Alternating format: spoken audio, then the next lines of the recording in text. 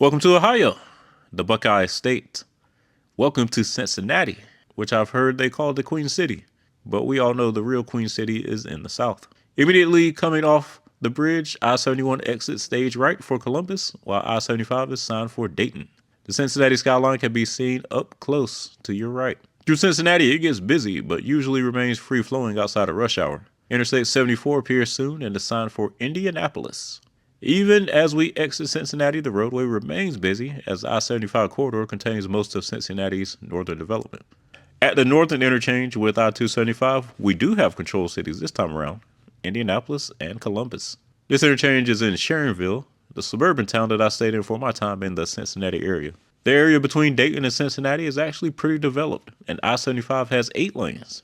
It's honestly surprising that the Census Bureau has not yet made them into one metro area.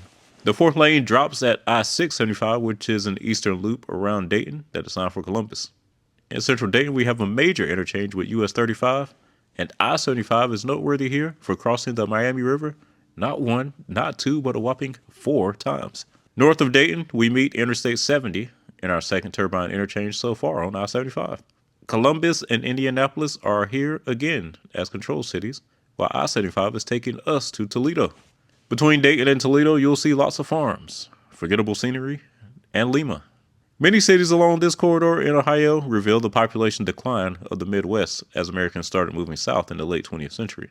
And Lima, like many others, has been in population decline or is stagnant at best. Even Toledo lines up with this trend.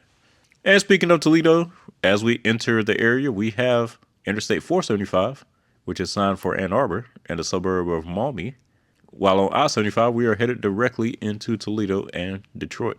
Before downtown, we encounter the Ohio Turnpike. Interstates 80 and 90 join together, signed for Cleveland and Chicago. Yep, the whole state of Indiana got skipped over on this sign.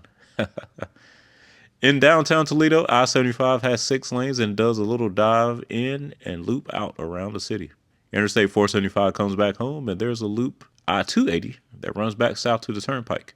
Surprisingly, Toledo has not yet annexed this area next to the state line, so we're briefly in unincorporated territory before hitting Michigan.